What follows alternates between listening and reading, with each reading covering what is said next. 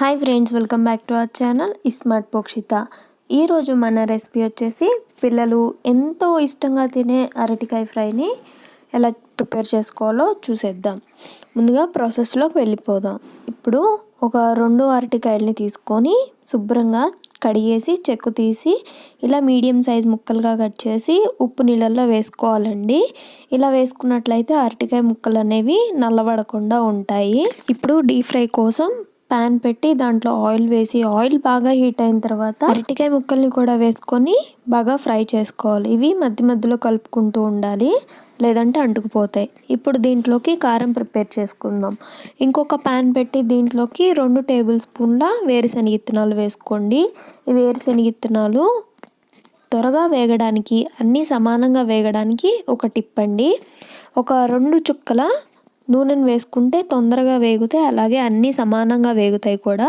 ఇలా వేగిపోయిన తర్వాత ఒక ప్లేట్లోకి తీసుకొని పూర్తిగా చల్లారిపోయిన తర్వాత పైనున్న స్కిన్ అంతా రిమూవ్ చేయాలి.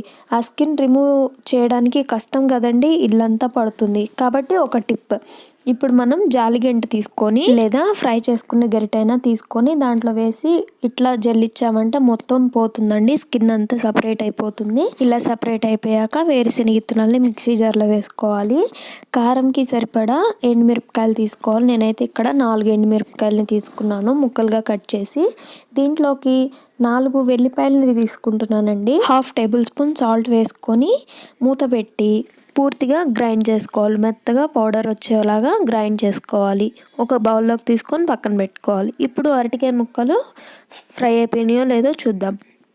చూడండి, అరటికాయ ముక్కలు లైట్ బ్రౌన్ కలర్లోకి వస్తే సరిపోతుంది. ఇలా వచ్చేసింది కదా. ఫ్రై అయిపోయిన తర్వాత వీటన్నిటిని ఒక బౌల్లోకి వేసుకోవాలి. ఇలా బౌల్లోకి వేసుకున్న తర్వాత ముందుగా గ్రైండ్ చేసి పెట్టుకున్న పొడిని దీంట్లో వేసుకొని మొత్తం బాగా కలుపుకోవాలండి.